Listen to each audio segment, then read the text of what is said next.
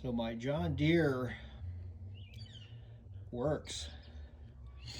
This electric motor, this Deere runs real fast. 36-volt system. Got a new controller for it, so it's not just a straight on and off, so it can actually throttle this thing.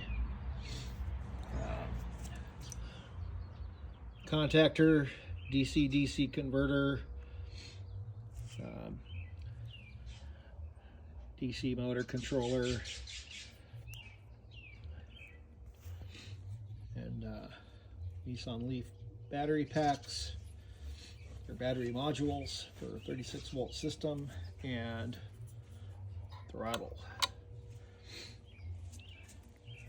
The setup is actuated by a starter switch, or just a switch, which then takes power from the battery pack, runs it through the DC converter, runs it to the contactor, which engages the contacts so the motor controller can run.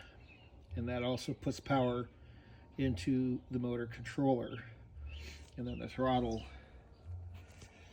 is what makes it go. So in order to actually make it drive, you have to hold the lever to engage the drive wheels. So right now I'm just going to run the motor itself with throttle control. So we'll just kind of put that there, up out of the way.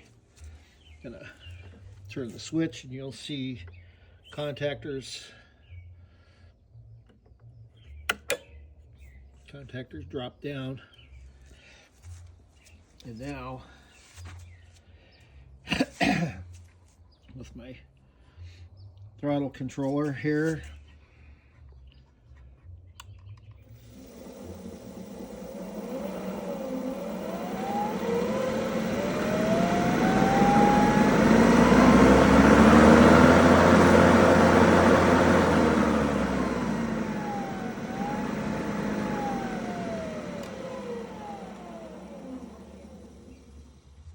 so that gives us our full from 0 to,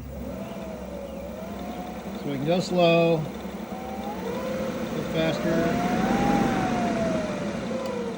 It's nice to have the throttle, because without the throttle, the drive wheels are going to be driven by the speed of the motor, and it doesn't have to be going that fast to cut grass anyway.